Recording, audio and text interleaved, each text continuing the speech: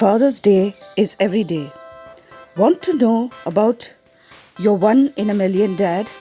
Your biggest Hitler or hero who keeps you from being a zero? Here's the thing. From the moment he first held you in his arms, he was hooked. From there began the love story of a lifetime. As he beheld that tiny babe, his daughter, his son, he looked at the mirror image of himself as he was when he was born, tiny, helpless, needing to be loved and looked after. That was the moment he was transformed from a boy into a man. Responsibility, care, and concern was the cape that fell upon his shoulders as a tiny pair of eyes first looked upon their first superhero, their dad. He'd had to learn to hold you, to change your diapers and burp you. I once mentioned to my college students something about when you change diapers and they were like, ew, yuck, and gross. Now that they are dads and moms, they have mastered that art. From that first cry, they turn your world upside down. No time out, no date nights, no we time, no proper meal times. Everything focuses around his child. Or should be. It should not be like, okay, this is mom's department. Parenting is an equal ownership enterprise.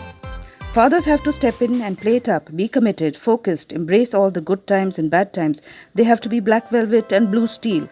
That's when they may seem like Hitler, preventing you from hurtful experiences, but knowing when to back up and back off. They have to be the leader, the inspiration, the bulwark against the buffets and blows that come. Take care, play fair, make time in the midst of no time, stay calm, providing a haven at all times.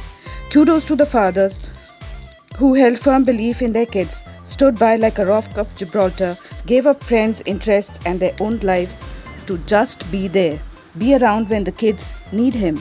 Dads are most important for sons and daughters. Their role model, who teaches them everything to provide all material and physical needs, is the basic necessity. But being available physically, guiding, chilling out with them, helping them in their studies, allowing them to choose career and spouses without undue pressure is so important, the deciding factor between high success and mediocrity.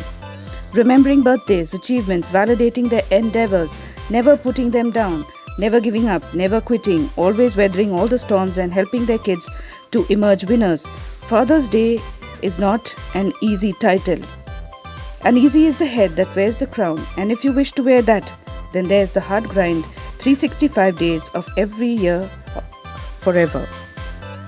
Sons do not want rich dads spoiling them with the latest gear, mobiles and bikes. They need a cool dad to chill out with. How would it be if your son were to look longingly at your friend and his son freaking out with all the stuff pushed aside? The best things in life are free.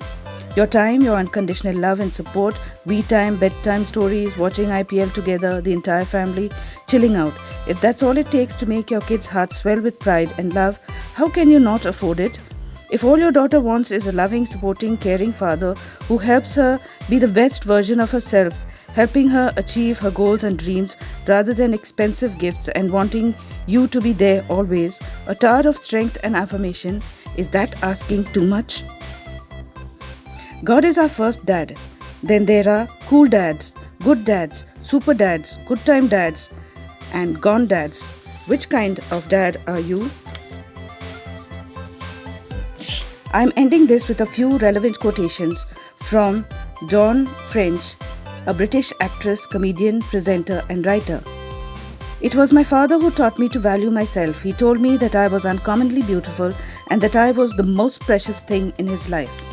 A father is a friend upon whom we can always rely. Daddies don't love their children every now and then. It is a love without end, so says George Strait, an American country singer. This is both a tribute and an exhortation to all dads out there. Be the best version of you. Thank you.